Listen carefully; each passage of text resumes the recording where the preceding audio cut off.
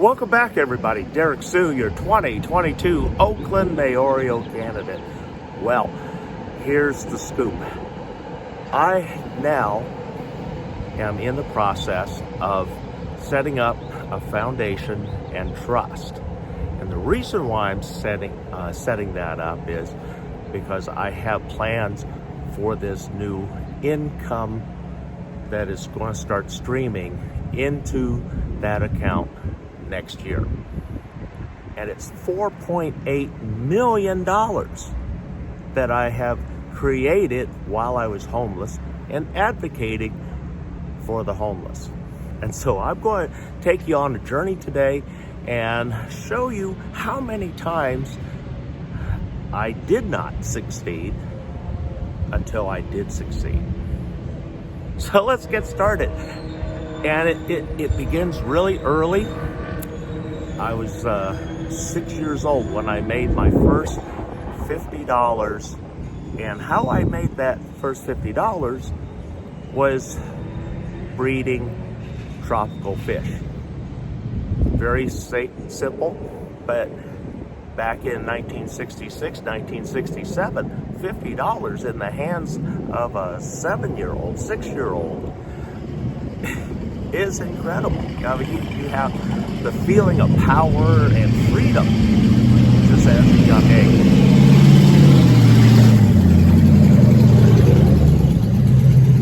And then I loved that experience so much.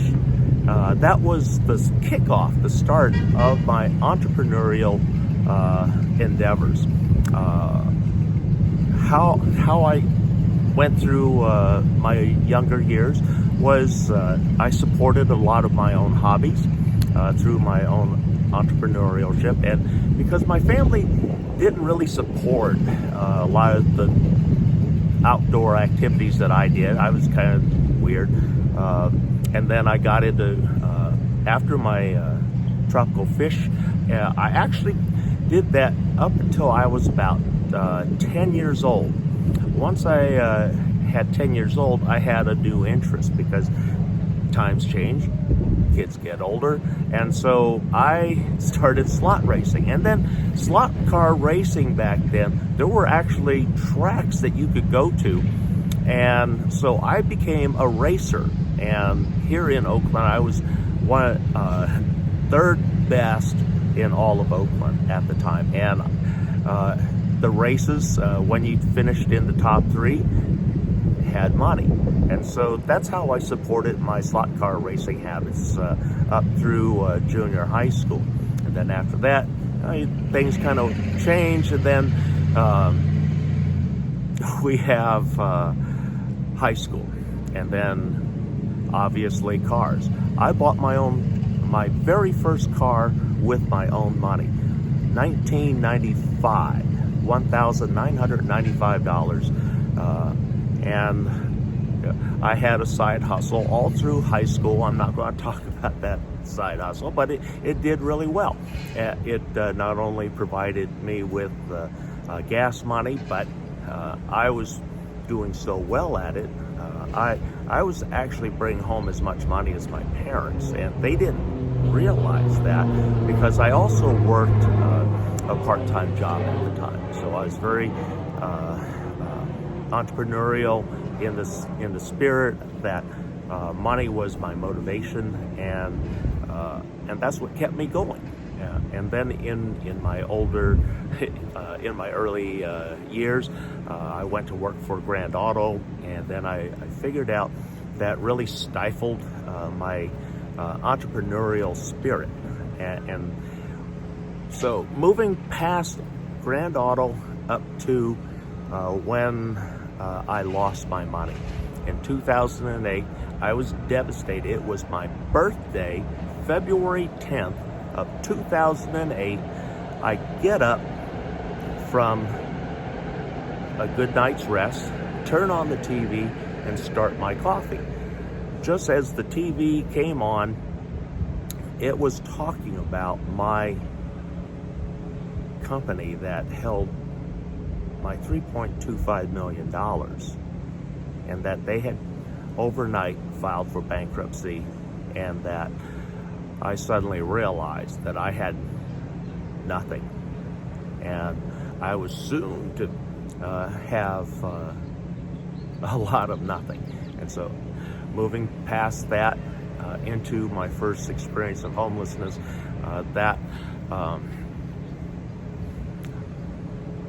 I had lost a position with a maintenance company. It wasn't because I did anything wrong. Well, in their words, I did something wrong. I fixed things too good, too well. And it blew their budgets every month for 3 months, and so the 4th month they fired me.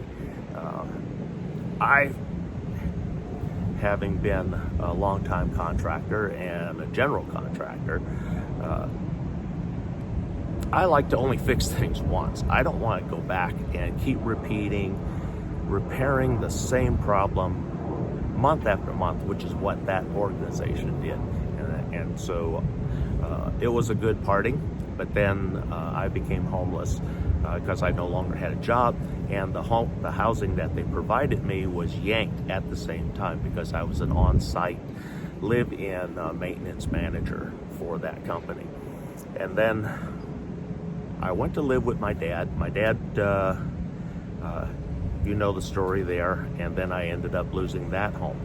And so the whole time while I was unhoused, staying at my dad's house, I was looking for opportunities for my entrepreneurial spirit. And so I tried some small businesses, but it was very difficult.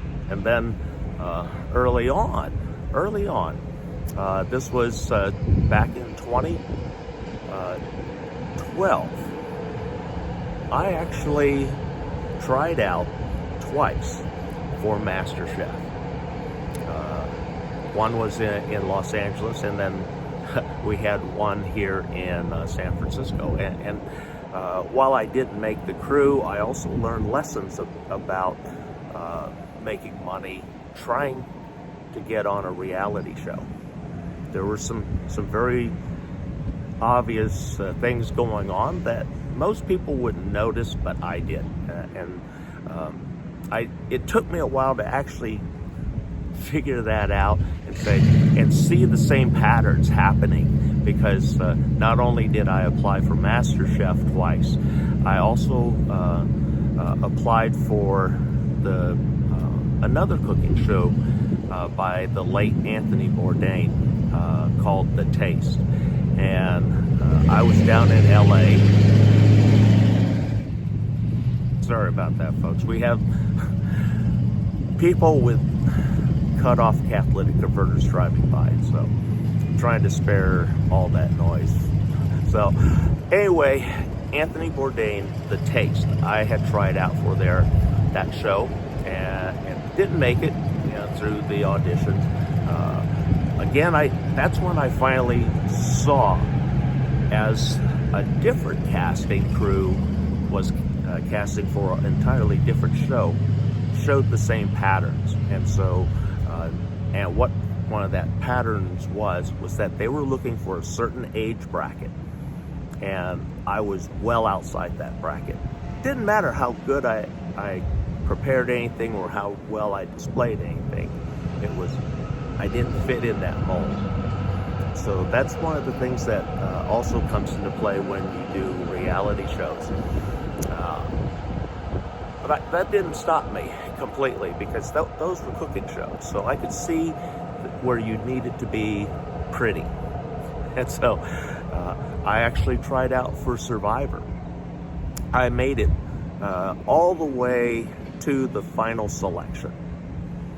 And there were some questions about my training for my past work, namely my SERE training, SERE. I'll talk about that in another video, but that's what disqualified me from the show Survivor. And then there was a show not too long ago, just 3 years ago, and I had made the final cut. I had my passport. I had a day for taking off to Fiji for this event, and then at the last minute they changed it, and they didn't notify me because they just ghosted me. And they do that, and shows, reality shows, and shows like that, they do that. They're all of those shows pay a daily stipend so that you're participating in a show. So you have a daily stipend. Typically, you sign off for participating in the show, your rights. You give up your rights to everything so that it can be aired, and you pay the sum of money so that you're compensated for your time. And on the show that I thought that I was going to be on, I was replaced by a New York female. And I didn't have any problem with the character. I could see why. Number one, she fell back into the age range that is preferred by a lot of the reality shows. So those are some little tips. If you ever think about going on a reality show, you definitely cannot be 50 and above for the most part. Really. That's the cutoff. And they want you in your 20s to 30s predominantly. If you watch all the shows, that's the age range also. But now moving up into how I created the $4.8 million revenue stream that's going to start shortly in the new year, in fact. Right now I'm in the process of establishing a foundation trust so that those monies will be sent directly into that account. I will not touch that at this time. It's overseen by my attorney and the trust board that will be assembled for that. And here's how I did that. It was very non-conventional. If you know, there's a lot of ways to create incomes these days, and a lot of folks say, well, YouTube is a good avenue and a vehicle to create money. Well, yes and no. If you are very successful and you have million+ subscribers and viewership, you can make some good money. But at the expense of your message, your channel being interrupted with commercials. And those commercials, the longer that they play, the more money that YouTube gets. And YouTube shares a portion of that once you reach a certain plateau of viewers, daily viewers. And until you reach that plateau, they'll have commercials on your platform, but you don't see anything, like myself. I don't see anything from YouTube, not a penny. I don't get any free time. I have to pay all of my fees to YouTube. So that's not a moneymaker. But for some, it is. You see a lot of YouTubers out there that are doing very well. A lot of times, unfortunately, they're trashing the homeless. You know, when I first started back in, what was that? 2017 is when I started my very first channel. It was just a way to do something, and I had been talking to another individual, and we talked about talking about the hottest topic at the moment, but nobody was out there to talk about it. That was homelessness. So I became a broadcaster on Facebook. My very first show, or my daily broadcast back then, was called The Journey Home, and it was about my journey home. It did okay. It didn't have a lot of people, and then some things changed, and I moved on from that. But that if I had stuck with that, it could have created a revenue stream in that fashion, and that would be a more traditional fashion of creating an income. And so that didn't work out as well. I had to do something to brand myself, to really make myself stand out. And so when I was doing the journey home, that actually helped me to stand out. And I say that in the fact that I attracted the attention of a local news agency out here, NBC Bay Area. They actually did a profile on me and aired it back in 2017. And it talked about me. I actually still have that, and you can even look it up. Just Google that, and you can most likely find it. It was back in 2017, NBC Bay Area. Joe Rosado Jr.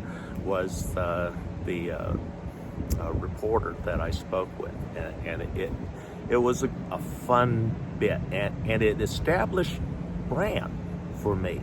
And the reason why I say brand is important to the entrepreneur. Branding yourself, branding your business is key to success. And it's so important that there's even an agency out there called the Brand Institute. And what the Brand Institute does is they create the aura of the new drugs. You've seen them on TV. You'll see a new medication come out. You have no idea what it's for, but it creates interest. That's the Brand Institute who is behind that, most likely. How I know this is because my wife, my former wife, worked directly with the Brand Institute when she was one of the legal people at Chiron. So she was in the meetings where they're trying to transmit what the message they want, what the drug could, or what the drug does, and its advantages, without truly saying what it is, but introduce a name. So that's what I did.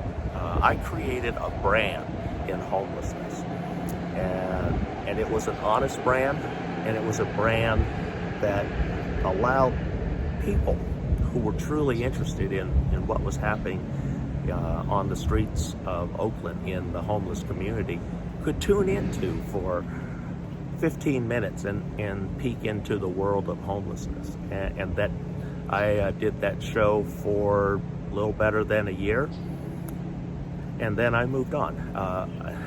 During that time, I had a person from Berkeley who became my mentor, the late Mike Lee. He proposed to me that I should be running for an Oakland mayor. I have the background in high government that spoke to him and said, "You can do that job with your eyes closed." I said, "You're right. But how do I go from homeless to that position, that possible position? I have to brand myself in a way that is exciting, is informational, is educational, and very informational." So that's what I've always tried to do. And here's how I did it. I listened to the community. I got involved with the community. And so down the street we had a regular protest with a local organization, and I got involved with that organization. I helped protest all the emissions coming from ABNI Foundry right here in Oakland. They claim that they've been a part of this community since 1906, which goes back to the '06 earthquake, and also a time when Oakland was really growing. And so they were a necessity, but they were placed so far away from the population, which is here in East Oakland. Back in the day, there was nothing out here. This was a lot of swampland. And so they were a positive to the city for the period. But anyway, I got involved. I worked with a lot of the bigger local agencies. Then I worked with the state agencies. And finally, Rob Bonta and CBE and myself, we all were able to get involved enough to close down AB&I Foundry.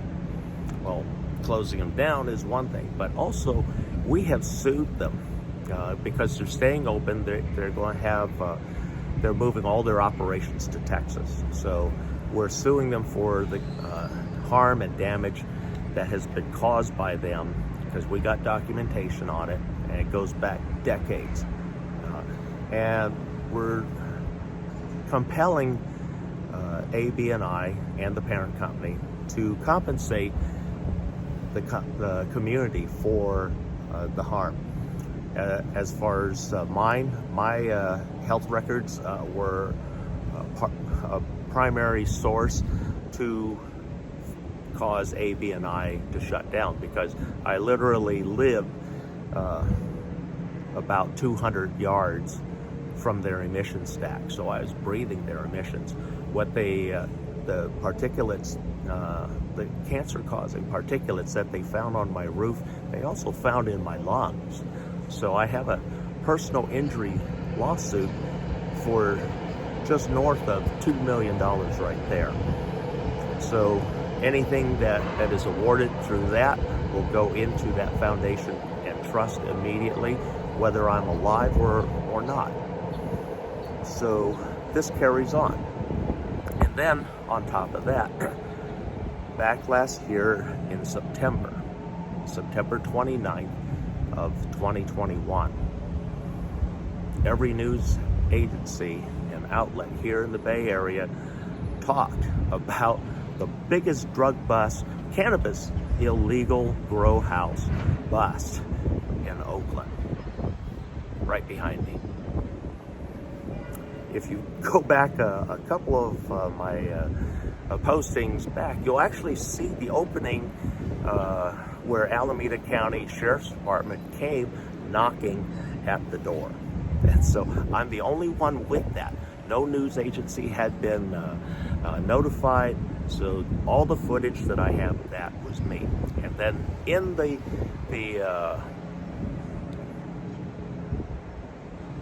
information that the Sheriff's Department released, they said that there were some CIs that were instrumental in all of this. Well, I'm one of those CIs. I'm coming out and saying, yes, I was one of the confidential informants on this major operation.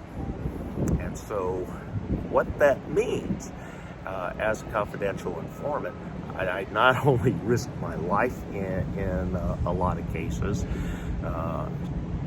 for this, but also I got the information, and we set up a way that we can gather all the evidence without having to get a court, an initial court probable cause or search order.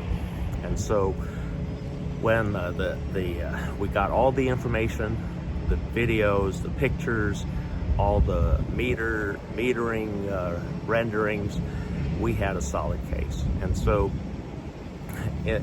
on September 29th, well, during this bust, they were here from 1:38 in the afternoon until about the same time that early morning, the next morning. I was here the whole time.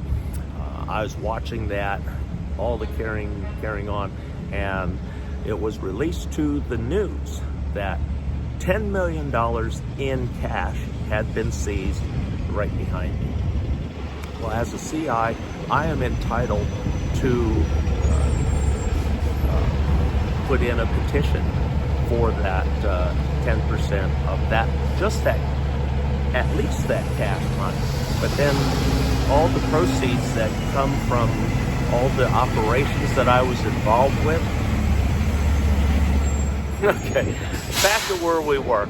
So as a CI, I'm entitled to petition for 10% of everything that from this operation.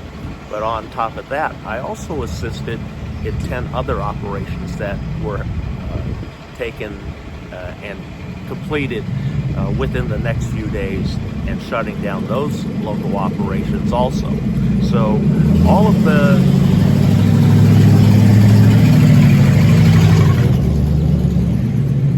proceeds, all of the ill-gotten gains, the cash, the sale and auctioning off of the equipment, and the monies gathered, I'm entitled to petition for 10% of that.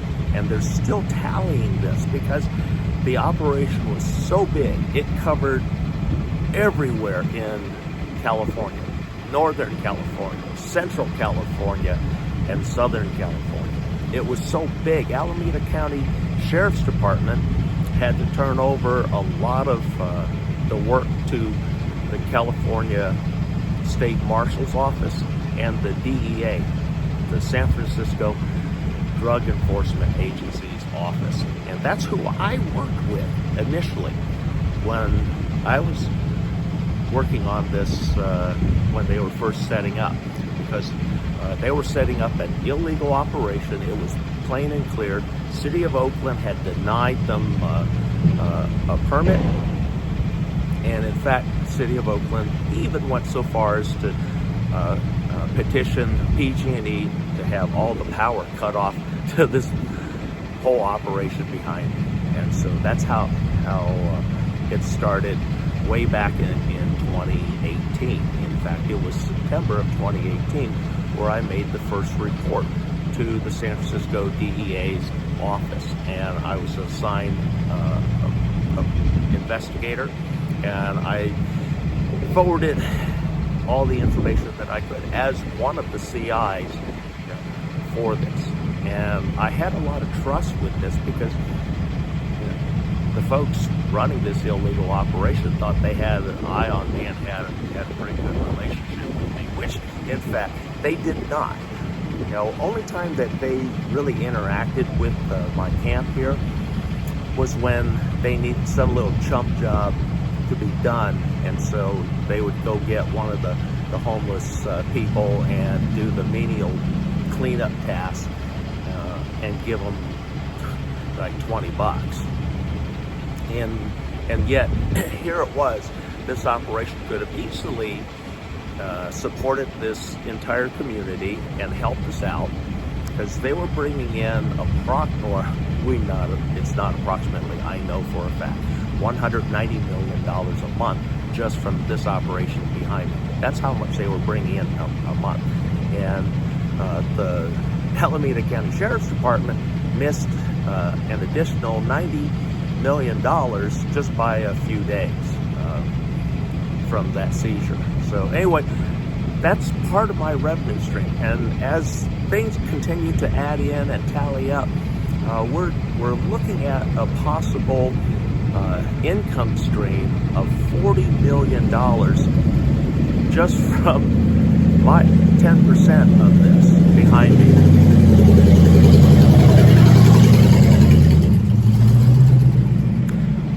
So that's my revenue stream that I'm talking about. It's very unconventional, and I know some of you are saying, well, you're just being a snitch. Well, so what?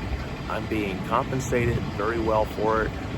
Yes, I did risk my life because there were people out here that knew about what I was doing that weren't involved with that operation. And so my life was in danger quite a few times. So this is not an easy way to gain an income.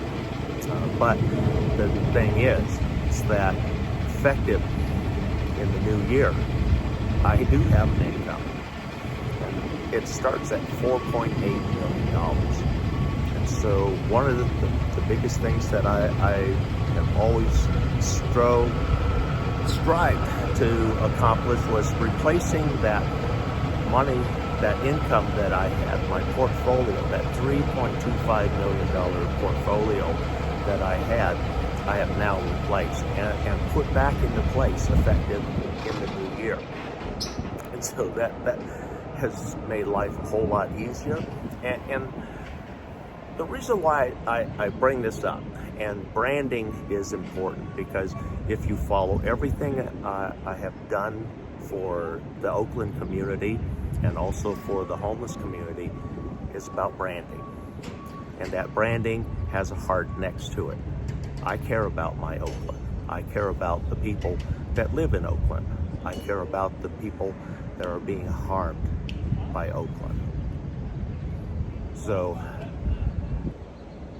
I wasn't going to make this announcement until further along in my journey to the path of Oakland mayor. But my friend Zinni said I had to make a big splash. So Zinni, here's the big splash I'm putting out. If Oakland does decide to elect me its next mayor and to move forward with a lot of the programs that I have introduced and that I've already stood up in Oakland, that with the mayor's salary, I will donate $4.8 million to begin with from that foundation and trust into acquiring tiny homes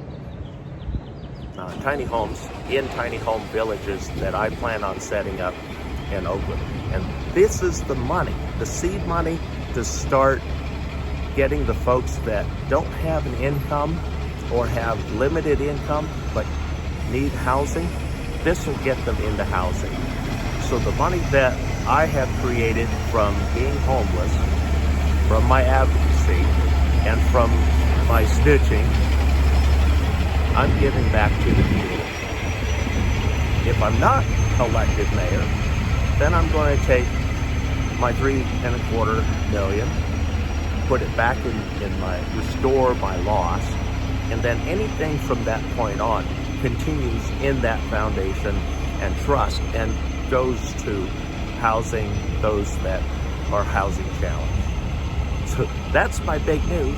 That's how I made my money, and it's a revenue stream that's going to be continuous for a while. And along the way, I had a lot of small lessons that I want to throw at you. And along the way, I had people that gave me bad advice, such as, well, anytime you're interviewed about your homelessness, you need to be paid for that. And I said, well, no, that doesn't work real well, because they're buying my message, essentially. They're paying me for a message, and it's not an honest message. You know, if I'm compensated for it regularly. And so all of my early work was without compensation. And if you remember, I was on Netflix. We have Sheng Tao, council member Sheng Tao, says that she's the voice for the voiceless. Well, I seriously question that, and I know that for a fact. You know, her name didn't come up when Netflix typed in looking for a homeless advocate for Oakland. Homeless advocate for Oakland. When they did that, you know, the producers of the show, Last Chance U, told me that my name came up number 1 and number 2. Sheng Tao wasn't anywhere near there, so how could she be the voice of the voiceless as she claims to be?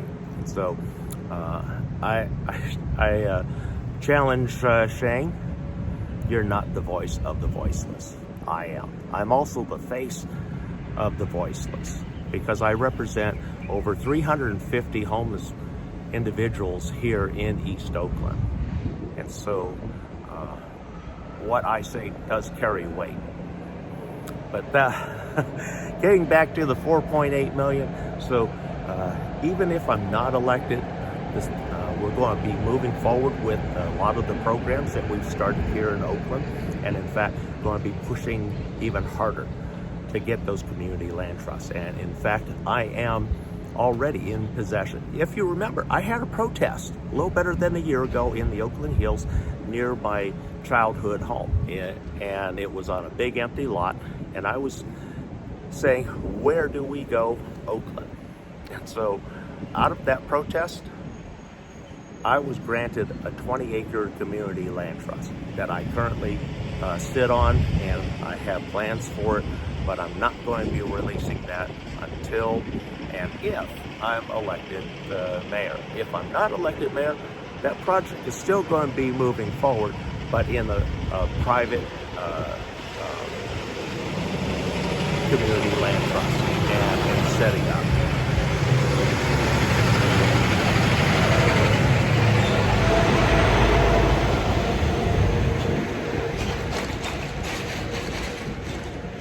So a lot of your candidates, your Oakland candidates, Council Member Lauren Taylor, last night we had more bad news that the City Council influenced and pretty much forced Libby's hand into firing Ann Kirkpatrick a little better than a couple years ago now, a few years ago. And now we're having to compensate her, plus also endure the embarrassment that Oakland administrators treated her unfairly, and it was wrongful termination. So a lot of changes need to be made in Oakland.